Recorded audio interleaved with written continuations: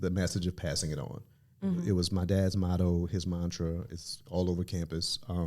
It's the name of the open mic I've been running for 17 years. But again, if you told my dad thank you for something, he was always doing something. But if you told him thank you, he wouldn't say you're welcome. He'd say pass it on. And I really feel like the department as a whole had that kind of communal family spirit of this is what I'm doing, but I can see that you need help with what you're doing. Like, and just the mind share of always being there to help someone bounce ideas around and to help them do whatever it is to help.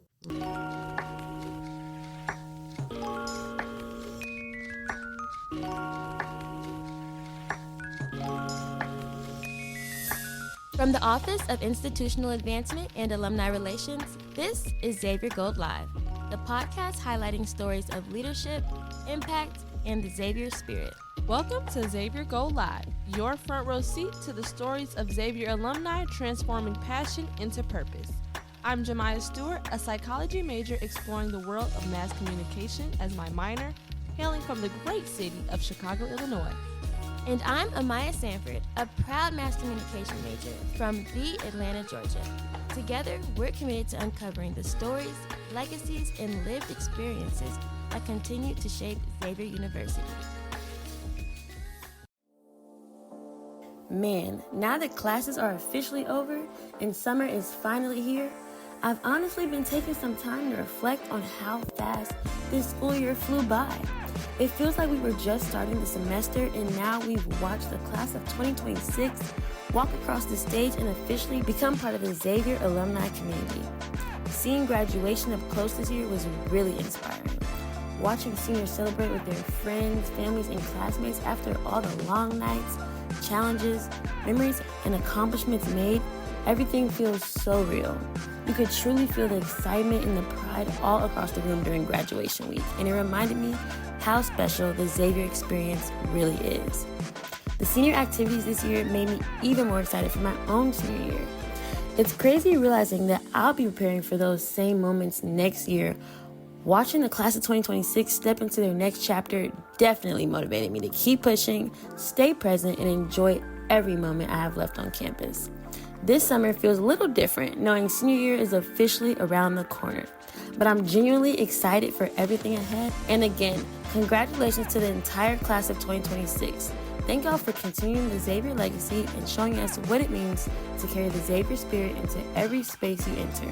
Once a Xavierite, always a Xavierite. On this episode, we welcome Ayo Scott, a New Orleans-born painter whose work positions art as a technology of freedom. Through vibrant, layered compositions that honor cultural barriers, from second-line dances to Mardi Gras Indians, his work captures the rhythm, memory, and resilience of Black life in New Orleans. Rooted in community engagement and cultural preservation, Ayo's practice bridges history and contemporary experience, celebrating the everyday heroes who transform survival into art. Ayo Scott, a New Orleans native, cultural historian through visual storytelling of the city's living traditions. His work blends photography, collage, and paint into what is described as disruptive realism, a tension between figuration and abstraction that mirrors the complexity of memory and movement. Deep community roots shape his practice, from leading youth photography programs in St. Roche to documenting Mardi Gras Indian tribes and culture bearers across the city. His work has been exhibited at the Ogden Museum of Contemporary Art and collected nationally. The son of MacArthur Fellow sculptor John T. Scott, Ayo continues a multi-generational legacy of Black artistic excellence while forging his own visual language. A father, mentor, cultural archivist, his work reflects joy, liberation, and the power of seeing oneself fully. Ayo, welcome to the podcast. Thank you. Glad to be here. We're going to jump right in with our first question. So you shared that your work celebrates culture warriors as defenders of the New Orleans spirit. Tell me more about what that means and how you interpret it. For a long time, I didn't paint people, and largely that was because I wasn't really comfortable with my depictions of people. I got embarrassed by doing a job for somebody who was like, look, this does not look like my grandmother, so I can't give it to her. It was actually a friend of mine from Xavier. After we graduated, she commissioned me to do a piece, and I was so embarrassed by the response that for years I didn't paint people. And then I really kind of isolated myself in the work of working on being a better figure painter. And with that,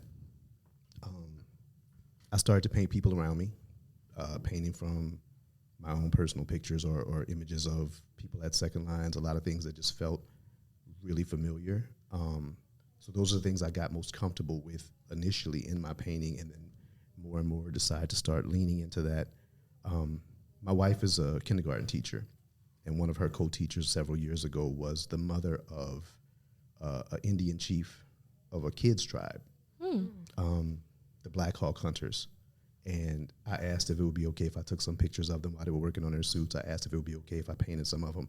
They even asked me to paint one of the staffs for the chief one year. But I just really fell in love with painting masking Indian children, specifically because it was at a time post-Katrina when you see the city culturally kind of shrinking a little bit. You see the gentrification, you see a lot of things changing. Yeah. The masking Indian tradition I've seen grow at the same time. While a lot of other things were disappearing, this beautiful, vibrant, very tangible element of our culture was growing and flourishing in certain ways, even down to the point where there were kids' tribes now. So I really leaned into painting these children specifically, and then it kind of opened me up into painting the adults that were with them or supporting them or just other culture bearers of the city. I love how you bring up, like, being able to see the city that you once knew, like, change. Like, gentrification is, like, it's almost like it has a positive and a negative to it, because growing up in Chicago, like, I've seen a lot of it. The neighborhood that I once knew, like, growing up, it does not look the same anymore. Like, I literally drive past and I'm like, yeah, I remember that store being right there. I remember that store being right there. It's very crazy, very crazy. I'm working on a mural right now for Chicago. I'm just, like, before I came here, I was designing a mural for the South Side. I forget which street it is. A cousin of mine just opened a restaurant on the South Side called Park Manor 75. So now I gotta go stop by. Everywhere you go, there's a Xavier right here. Absolutely. That's great. So community engagement is really important to your practice, New Orleans as a whole, you know, from youth photography programs. You've documented the Mardi Gras Indians like we talked about. Why is it important for artists like yourself to be embedded in the communities in which they represent?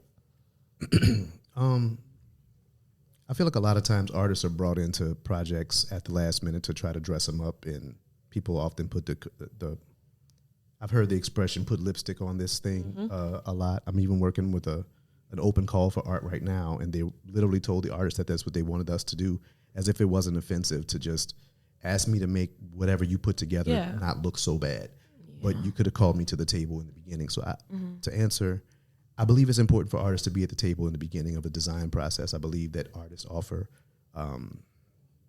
perspective, ideas that otherwise people whose brains function a different way might not really think about. Growing up with a father who was a great thinker and respected as such, a college professor, even though he was an artist, people didn't look at him as just some crazy artist. Like, he was respected for his intellect, and I think that he didn't have as many. I mean, that's not even fair. I'm sure he had a lot of battles with people, because he often told me that he wasn't brought to the table until it was a lot later. So I've always tried to make it a focus of mine to advocate for artists being brought into projects earlier. And just as a part of the community as a whole, I feel like the New Orleans cultural economy, the New Orleans cultural, I don't know, there's always been a lot of support for me as an artist growing up within this community, and I've always felt like it was necessary for me to continue that and make a space that was, you know, welcoming, inviting for the next generation, et cetera. So I really just believe that if it's a place that birthed you, that did right by you, you got to do that to leave something for somebody else. I'm glad that you kind of talked about how you would just be how it kind of felt for them to just ask for you to just clean up a painting or clean up an artwork after, when you felt like you should have been brought to the table. I feel like a lot of things happen like that with, like, art, and even a little bit in the mass comm world, because people will come to me with flyers. Can you just look this over, do this, that? And it's just like, you know, it's kind of a process with certain things. So they won't tell you how long it should take. Yeah. You. Don't worry, it shouldn't take you but like 5 minutes. Yeah. Yeah. And then, like, just in the middle of my day too. But that's neither here nor there. I like that you brought up your dad, because I was about to get into that. So growing up in a family of artists, with your father being John T. Scott, how do you feel like that environment helped to shape your understanding of art as both a responsibility and a calling? The calling part, I have to say, took a lot longer. Of responsibility, I think I understood and may have even been part of the reason that it took me so long to recognize the calling, because I didn't want to half-ass it, to be honest. Watching my father as a cultural practitioner, as an artist, he took it all so very seriously that I was like, nope, I'm gonna be a doctor. I ain't trying to mess this legacy up. Filled up them shoes. The first show that I ever did after my dad passed, Xavier asked me to do a homecoming exhibit, and I put together a show that was actually called Big Shoes, specifically because of that. All the questions that I was getting about my work, period, were in some way about comparison to my dad. So I've always felt a huge responsibility to do right by what it is that he's taught me. But in terms of it being a calling, it took a while. Again, I was bio pre-med until my junior year of college. I definitely thought I was going to be a surgeon. I finished with a minor in biology, thinking that maybe in grad school I could do something like medical illustration or try to find some common ground between what I was doing and what I thought I wanted to do. I feel like I'm losing the question. No. Do you want me to repeat it for you? Yeah, please. Okay. It's really just asking, how did the environment of growing up with your dad also as an artist shape your understanding of art, not just as a responsibility, but also as a calling? So I know you said the calling part came a little later, but you did feel the responsibility part. Yeah. I grew up on this campus. My very first job was, I guess it would be where the student center or the UC now lives. That's where the art department was before they moved it across the canal. Wow. So there was some 10 buildings over there, not like some aluminum buildings over there, real old, dark, dusty buildings. And my very first job was making screws for these sculptures that my dad made. I was like 7 years old, and I guess my mom had something to do, and she was like, "You going to work with your dad today?" And like he had to keep me occupied for however many hours while he was doing stuff here. And he had these long screws that he had chopped into short ones, but the ends of them weren't sharpened. And like he literally gave me a file and taught me how to use a drill press. And I was like 7 years old filing these screws, and he paid me like a nickel per one or something, just something to keep me busy for a couple of hours. Yeah. He was like, he just come back and look at the bucket, and he's like, "Okay, here's $5." Like, but he taught me a lot of the small processes to make what I needed to create. In that same room where he taught me how to use that drill press to make screws for him, he taught me how to make paper out of blue jeans. And it really was magic. Like he was an alchemist to me. And like the magic of that, I think, is one of the things that I felt most responsible for. Demystifying things for people. A lot of times people look at art like it's something amazing, mystical, but they don't just get what, it's really, my dad would always say, complexity is just simplicity stacked upon itself. And I feel like something as simple as a sheet of a pair of blue jeans being turned into paper seems like, well, how would you ever do that? And it's like with a blender. But I mean, showing me things like that really kind of changed my perspective, and I think just set a different expectation for me. I don't think I was ever, this is not an attempt at some humility, but like I don't think I was ever as good as most of the other artists around me. I mean, I came to the department a lot later. There were other people like, "I'm gonna be an artist," and I was like, "I'm just not gonna be a doctor. Let's try this other thing." But I had an example that I think the other artists around me never had. I saw someone make a living at it and thrive from it at a young age. At a young age, yeah. So many friends of mine are so much more talented than I could ever be, but they didn't believe in themselves nearly as much as I did. And I might have just had some foolish belief that I could do it. I got a Superman complex. I'm like, I could get over that building. I don't know how, but I'm gonna get there. But I think that some of that crazy is necessary to have that belief in yourself as an artist. Yes. I mean, if you don't believe in yourself and buy in like at that level, it's really difficult to try to ever make a living in it. I agree, and I feel like Xavier is definitely that place where you can make such a big jump. Like going from bio pre-med to art, that's like two different sides of the spectrum. But like I feel like even if you probably didn't have that influence from your dad, even if it wasn't art, you probably would have found that next calling, because everybody not meant to be a doctor. There was a time when I thought it might be journalism. I couldn't really see myself as an English major per se, but there was a point when I used to write a lot and really thought that I might want to write or something like that. But I do feel like Xavier created a platform that I felt comfortable shifting from one to another. As a liberal arts school, they make you take classes and everything, but I appreciated it as a student Like I was like, I mean, for example, I'm a visual person. I learned that early on. I was a visual person. I always struggled with foreign languages. While I was here, American Sign Language got accepted as a foreign language. So I was like, I had to take a foreign language, Spanish and French. I always suffered through, but I was like, I could have a visual language. Yeah. Like, hell yeah. Like, I mean, just that alone, I started going to the volunteering at the Deaf Olympics. I started going to a deaf church. Wow. It just it opened up a different world. You immersed yourself in it. Yeah. Right. Cool. I think it's amazing because you kind of have a unique story. You kind of always were on Xavier's campus. You kind of grew up here. So your Xavier roots run deep. So we're going to get into it. My parents met here. Yeah, like Okay, your Xavier love story. We've been hearing a lot about Xavier love. I don't know what's going on in today's generation. Yes, man. Dang, they was finding love back in the day. Yes, I don't know if we gonna keep it up, but Sometimes it happens right after you. That's what we heard. Like, you know what? I did love it. Because people have to. They gotta marinate a little bit more. bit. It's all good. I'm not gonna lie, seeing all of the graduation events for the class of 2026 this year was such a vibe and honestly inspirational to experience. Like seeing my friends and peers hit these huge milestones made everything feel so real. It definitely had me sitting there like, wow, senior year is loading up for us too. Senior toast was probably one of my favorite moments because everyone was taking pictures, laughing, reminiscing, and really just enjoying the moment together. Watching the seniors receive their alumni pins and officially taking the first step to becoming alumni of Xavier University of Louisiana was honestly so cool to witness. You could tell everybody was soaking in the fact that they really made it through this chapter. Then, baccalaureate was just beautiful. Seeing student leaders and my peers get recognized with service keys and some of the university's highest honors was really motivating. It reminded me of how much talent, leadership, and love exists at Xavier and how people truly pour into this campus while they're here. And graduation day, don't even get me started because the energy was unmatched. Seeing everybody walk across the stage with those heavy necks, the cords, the honors, the family screaming, cameras flashing, it was such a proud moment all around. Watching my friends finally have their moment after all the hard work, stress, and late nights was honestly amazing to see. I can't even lie, seeing all of that definitely made me excited to walk the stage next year too. Time is flying, but seeing the class of 2026 celebrate these milestones made me even more grateful for the Xavier experience and excited for what's next. So, once again, a huge congratulations to the class of 2026. Y'all did y'all thing.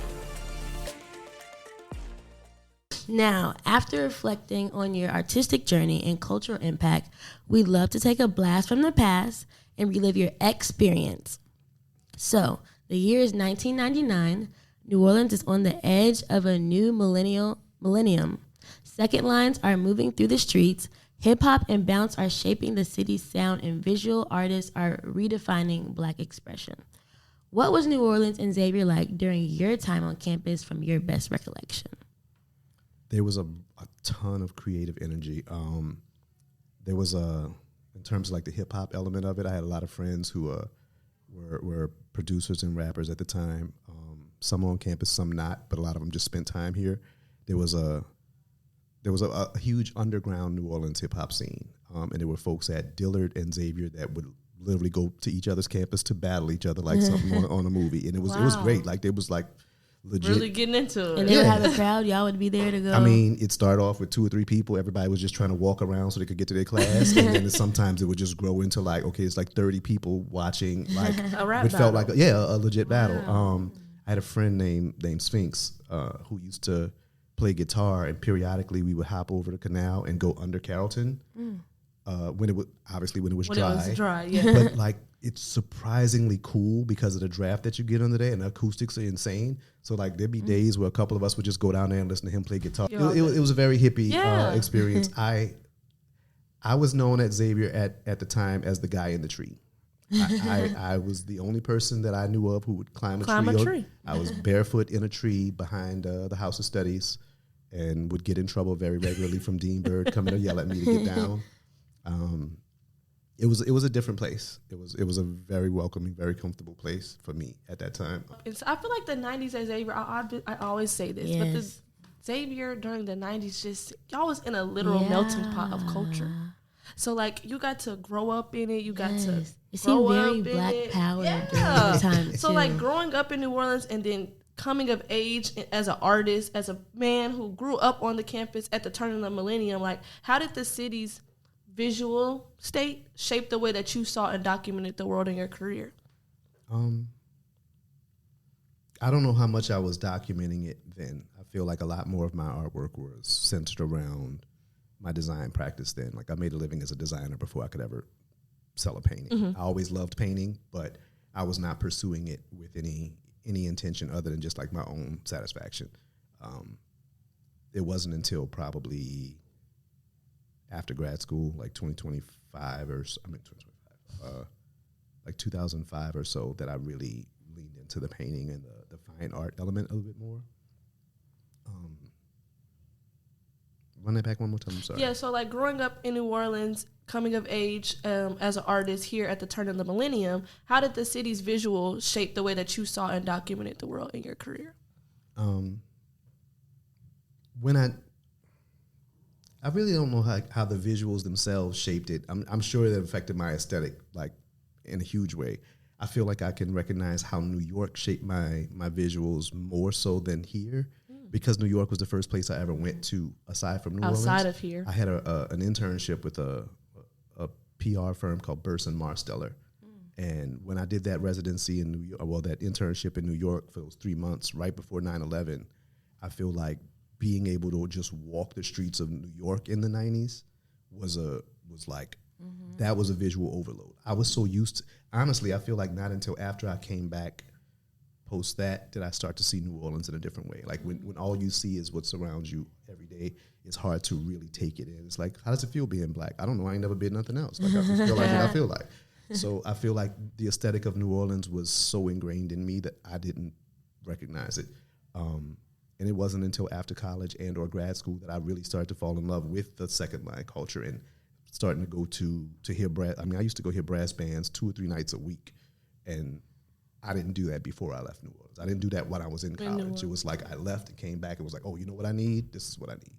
It's, I guess that absence of it. Make the heart grow fond. Absolutely. Now, I feel like going from New Orleans to New York, I feel like that's such a, like, it can only be impactful. Yeah, and then, like, New York, that's a big city. Like, yeah, and, like, not that New Orleans isn't, but, you know, like, New Orleans has its own culture and its own vibe in itself. So going from, like, New Orleans to New York, I feel like you can only take on so much and just try to learn everything you can. Now, when it comes to you being at Xavier, do you feel like there were any lessons that you learned at Xavier that still guide your practice to this day? I'd say there are a lot. The bigger or biggest I'd say is the message of passing it on. It was my dad's motto, his mantra. It's all over campus. It's the name of the open mic I've been running for 17 years. But again, if you told my dad thank you for something, he was always doing something for you.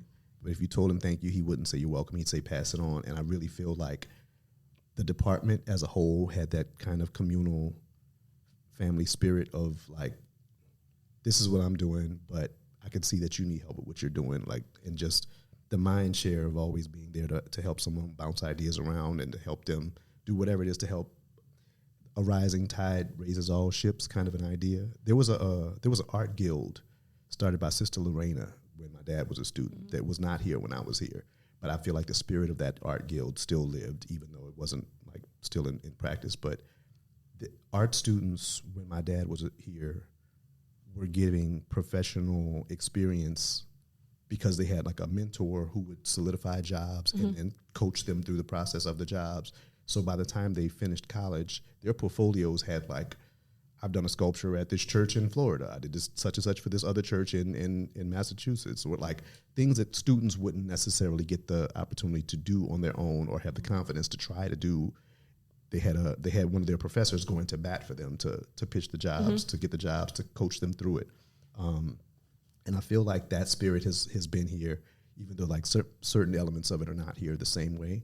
I feel like I've always felt that kind of a support here at Xavier. Yeah, I really love the culture of Pass It On at Xavier because I really feel like that's what makes us. Like, everybody is genuinely willing to help you, genuinely want to see you succeed. Like, even if they're up here, they want you to be up there too. You don't really experience a lot of spaces when you're young and you're growing into who you are, where people just genuinely want to see you win. Like, people be really jealous. People don't want you to go nowhere. Yeah. But I feel like that's all, but that's what makes a Xavierite. Yeah. So in your opinion, what does it mean to be a Xavierite, especially as someone whose work centers around community, heritage, liberation, the city, New Orleans? How does that feel? Man, I'm proud of being a Xavierite. Always have been. I mean, as a kid, I knew that I wanted to be a Xavierite. Yeah. I was like, when people were like, "Oh, what do you want to do when you grow up?" I was like, "Well, I'm gonna go to Xavier for college." I got that settled already. Like that part's easy. But it was always home. Like being baptized in a chapel here was like, this is your home. Yeah. Like this is home again. And sometimes I don't know what it's like to not have that. Like I don't know what other people's experience at Xavier is like, because mine was one of home.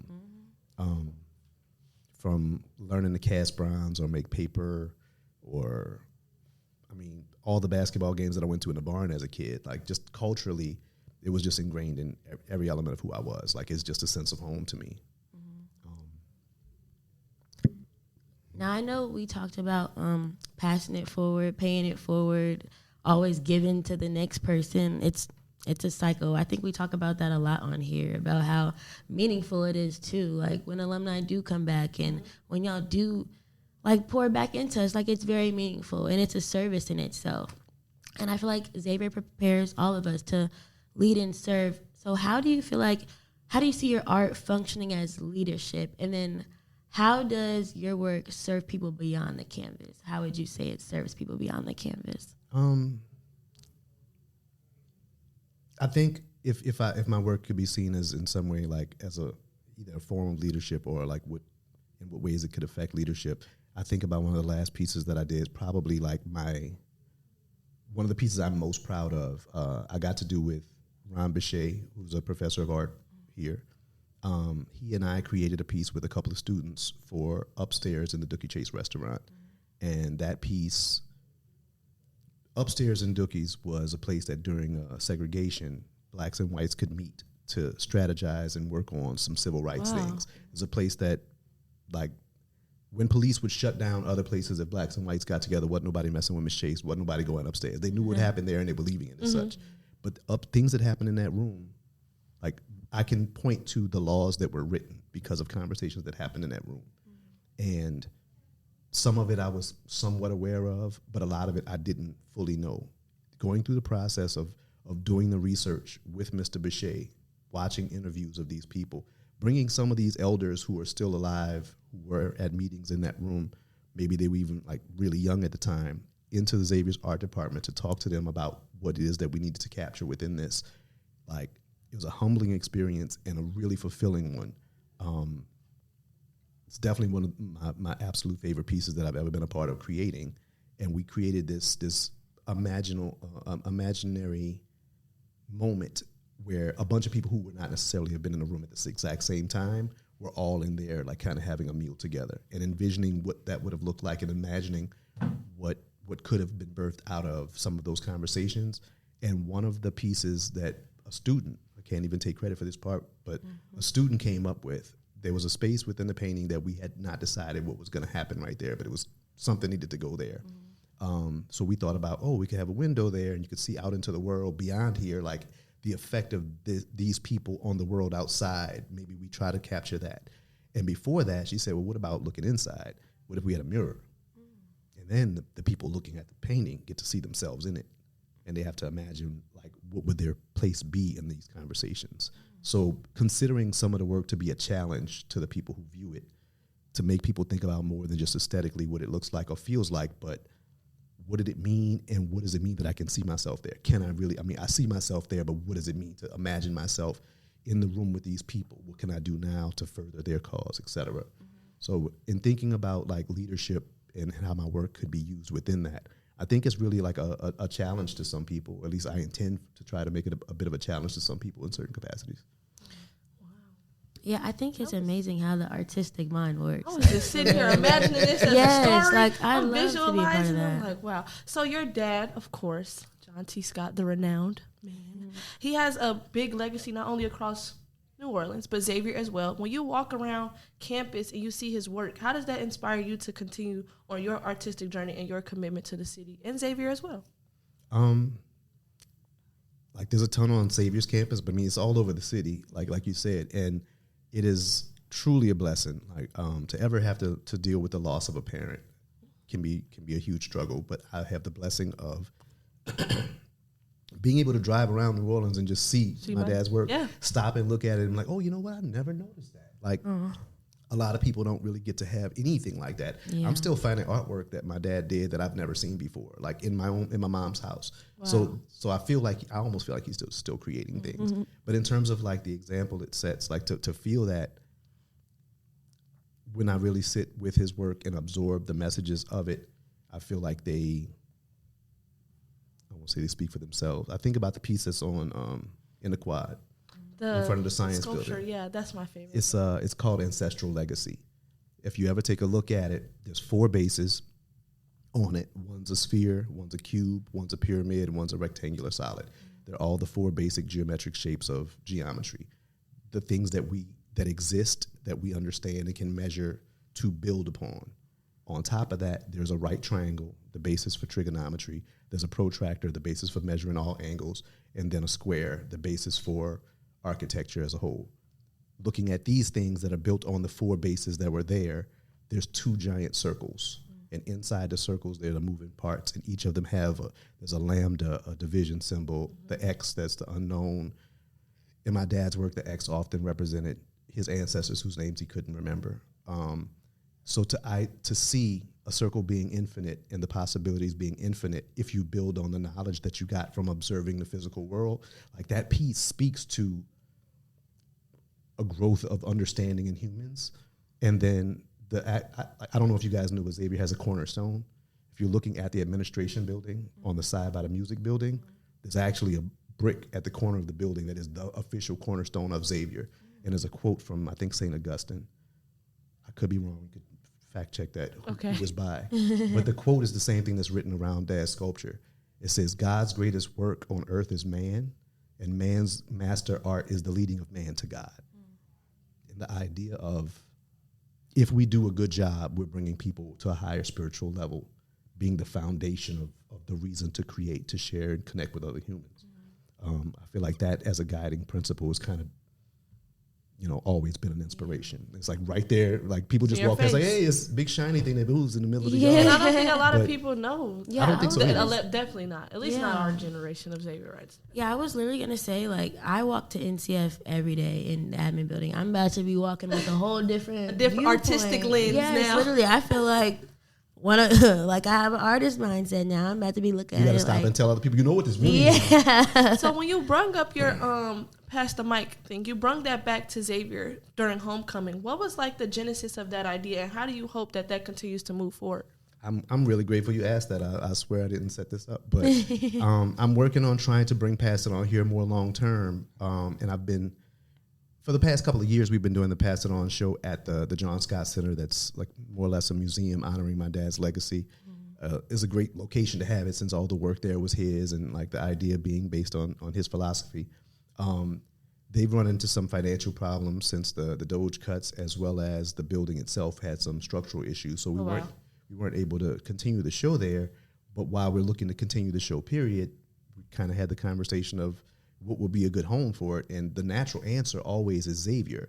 The problem that we faced in the beginning was thinking about this from the perspective of how do we get a department to sort of embrace us, et cetera. But the truth is, it could really be so much more interdisciplinary if we had some kids from Mass Comm, we had some kids from English, we have performing arts, we have visual arts.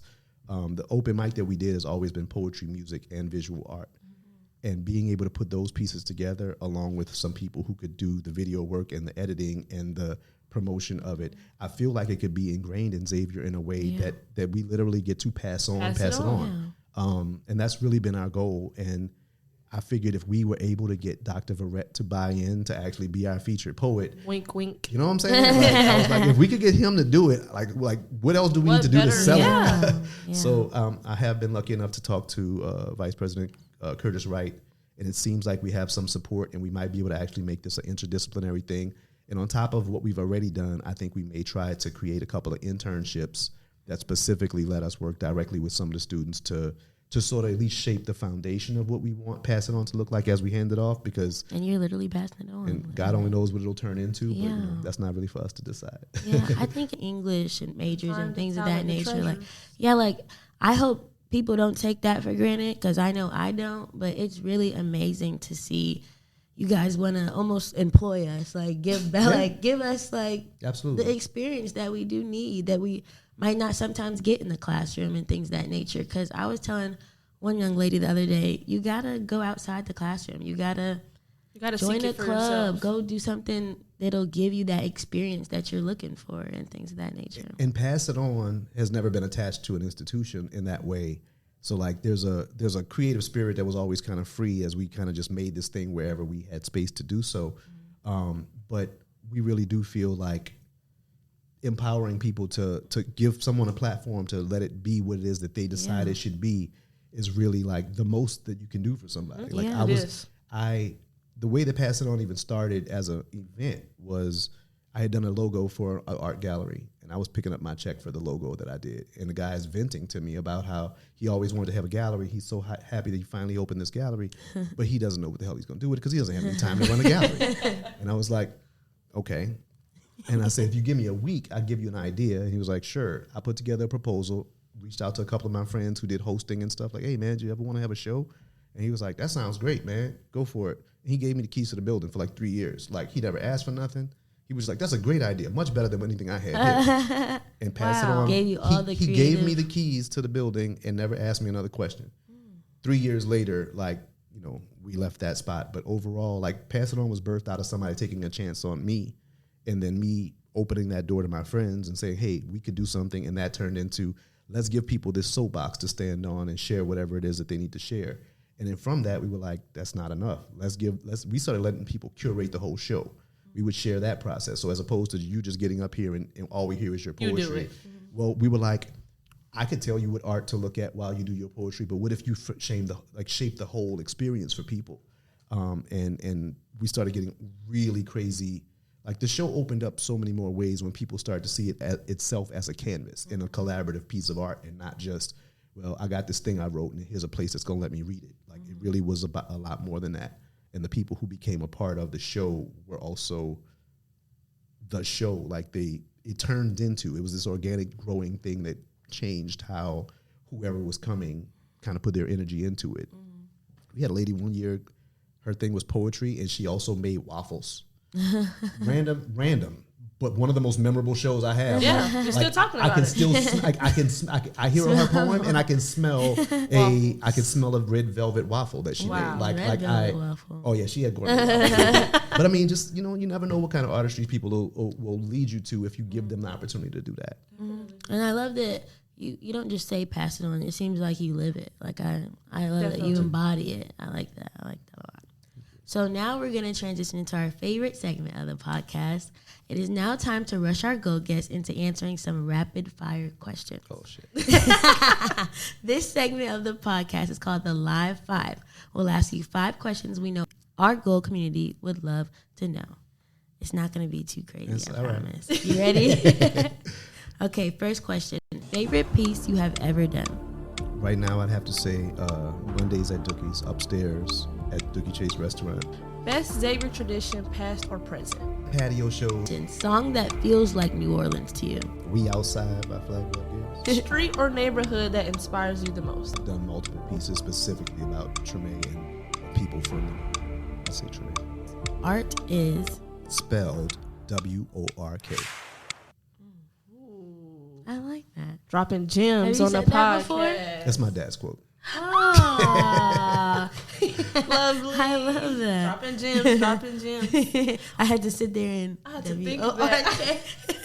Wait, what? That was good. Well, again, it was a pleasure connecting with you through conversation, a fellow alum. How can our growing Gold community connect with you and experience your work online? You can follow me on my website, ayoscott.com, AYOScott.com. I have an Instagram for now. I think it's Ayo Y Scott or Ayo Scott Art. I don't know. I'm losing social media. Try to get better at that. That's all right. That's real. Ayo, thank you so much for your time and for the cultural legacy you continue to build through your art. We really enjoyed having you on the podcast. Thank y'all. I appreciate it. Thank you. XU, you know what to do. Subscribe and rate the show today and join us, the Xavier Gold Live podcast, on the first Tuesday of every month to stay up to date with all things alumni. Follow at XULA Alumni on Instagram and subscribe to our monthly alumni newsletter. Until next time, Xavierites.